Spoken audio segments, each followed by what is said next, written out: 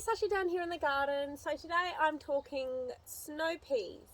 Snow peas are one of the most fun, cool weather crops to grow. They are an awesome vegetable to get your kids interested and into the garden. They are super easy to grow and they just keep on giving, and it's so great being able to come down and harvest all the snow peas. Another great thing about snow peas is they're not too fussy when it comes to soil. In fact, if you've just grown a crop of tomatoes or potatoes or a heavy feeder, snow peas are a great veg to put in after them because they are light feeders. So they're not too fussy when it comes to soil, and there's not too much preparation that you need to do with the soil either. That doesn't mean that you should do nothing, but in terms of having to add in a whole lot of compost and manure and things like that, you don't have to do that with peas, because peas are actually going to add nitrogen back into the soil. So that's a really great thing. Now you can start growing your peas from February. I've actually even put some in late January as well, and you can keep going until sort of easily into the end of spring. And be harvesting snow peas and peas as well.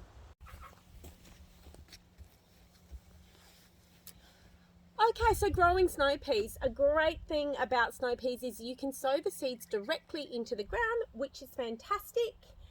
Also though, if you find that it's in the middle of winter, if things are a bit colder, or if you're having problem with pests, you can always put the seeds into punnets and seed raise them there first in order to give them a bit more of a head start, and then replant them into the ground.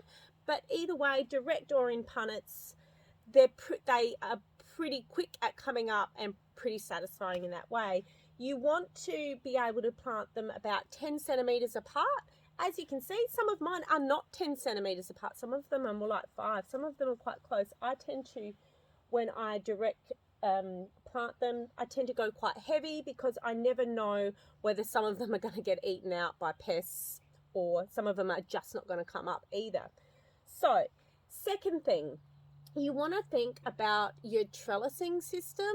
Now, as you can see, I've just used a bit of old cyclone wire, a bit of old fencing, some iron droppers.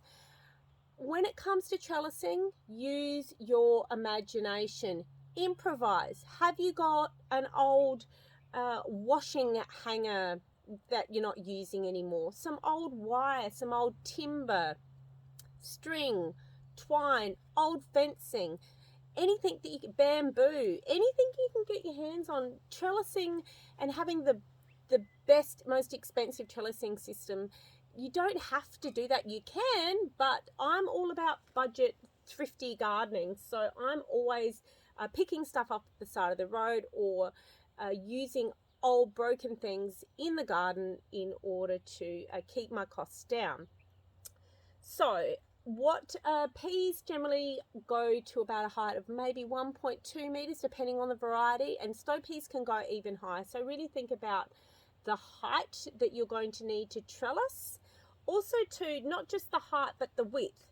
These are going to bush out, okay? So I'm going to need to put in another side to this trellising system too. And I will find that as these grow, these are going to escape my trellising and they're going to fall over. I'll probably have to come along with twine and pull them back up again. But that's okay, as long as they have a reasonable foundation of support, they're going to be fine. Another thing with snow peas is they have really shallow root systems, so it's a good idea to keep on top of your weeds. You want to pull out the small weeds before they get too big. In the past, I have missed some weeds and the weeds have got quite big, and then I've gone to pull that weed out, and because the root system of that big weed has been so big, it's actually pulled out 2 or 3 of the snow pea plants, which is so disheartening. So keep on top of the weeds, and if there is a really big weed in there, I would be inclined to leave it there or be very careful removing it, or perhaps even just chop the top of it off so it's not drawing too much energy from your snow peas. But yeah, really I would keep on top of the weeding. Other than that, they don't need too much support. They are a light feeder, so they don't need too much in the way of soil, but certainly, you know, a liquid feed with a complete fertilizer once or twice in their growing season isn't going to hurt. It's only going to benefit the plant as well. But a nice sunny position, good trellising system. You can be picking peas, popping them in the freezer, getting the kids involved. They are an awesome, awesome cool weather veggie to grow. I hope you enjoyed those tips today. Please subscribe to my channel, like, comment, share. I'd really appreciate it. I hope you have an awesome day. See ya.